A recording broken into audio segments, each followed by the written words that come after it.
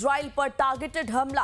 Israeli minister house को निशाना बनाया गया है। हमले के बाद मिनिस्टर हाउस में आग लगी है। मिनिस्टर इतामार बेन ग्विर के घर आग लगी है। तो देखिए किस तरीके से ईरान ताबड़तोड़ हमले कर रहा है, उसी से जुड़ी ये खबर है। एक बार फिर इजराइल पर ईरान का टारगेटेड हमला और टारगेट इजरायली मिनिस्टर हाउस। जी हां, इजरायली मिनिस्टर हाउस को निशाना बनाया गया है।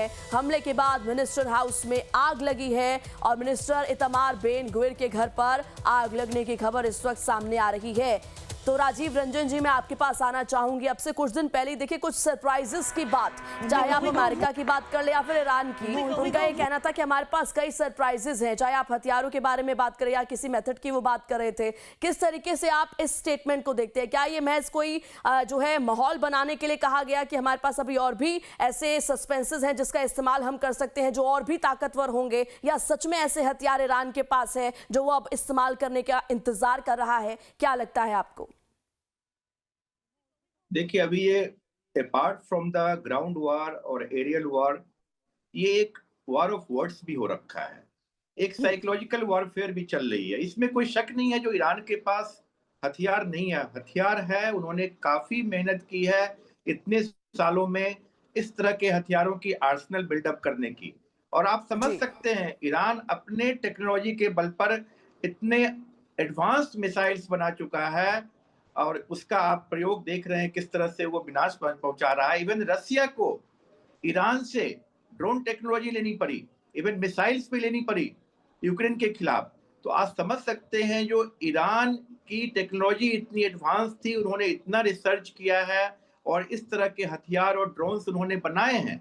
उनके पास आप जिस तरह से क्लस्टर देख रहे हैं, क्लस्टर बॉम्ब मिसाइल्स देख रहे हैं, फॉस्फोरस के देख रहे हैं जो बात आई थी, तो ये दिखाता है इनके पास काफी चीजें हैं, आर्सेनल खतरनाक, काफी विनाशकारी मिसाइल्स और इक्विपमेंट्स हैं। ये अभी पूरे इस्तेमाल न किए हों, उसको आगे, क्योंकि आगे अगर ये इस्तेमाल करने लगते हैं इनके ऊपर भी उसी तरह का रिटेलिएशन होगा।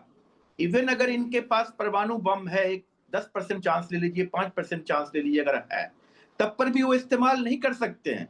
अगर वो इस्तेमाल तभी करेंगे जब वो देखेंगे उनके पास कोई रास्ता नहीं है, जब वो ऑलमोस्ट खत्म होने के कगार पर है। क्योंकि अगर वो इस्तेमाल करेंगे तो उनके ऊपर भी परमाणु बम का इस्तेमाल होगा जिसमें पूरी की पूरी ईरान खत्म हो जाएगी। तो वो स्टेज वो भी नहीं लाना चाह रहे हैं।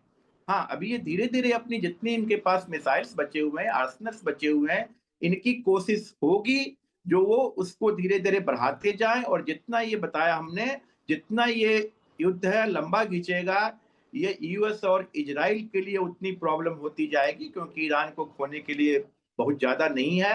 ये कितने भी बमबारी कर लेंगे, क्या कर लेंगे? बमबारी कर लेंगे, बाकी चीज़ें कर लेंगे, लेकिन नुकसान जो इजराइल छोटी-सी देश है, इजराइल काफी छोटा है, ईरान उसके सामने जो काफी बड़ा है कंपैरिजन में, काफी लगभग उसकी 9 लाख 10 लाख किलोमीटर की इस तरह की एरिया है पूरी, तो काफी बड़ा देश है उसके सामने में। सॉरी, 16.5 लाख किलोमीटर का उसका क्षेत्रफल है ईरान का, तो काफी बड़ा देश है। तो नुकसान ये ज्यादा से ज्यादा कोशिश है इजराइल को पहुंचाएं और साथ में जो ये वाइल को हथियार बना के ट्रंप के ऊपर उतना प्रेशर बनाए।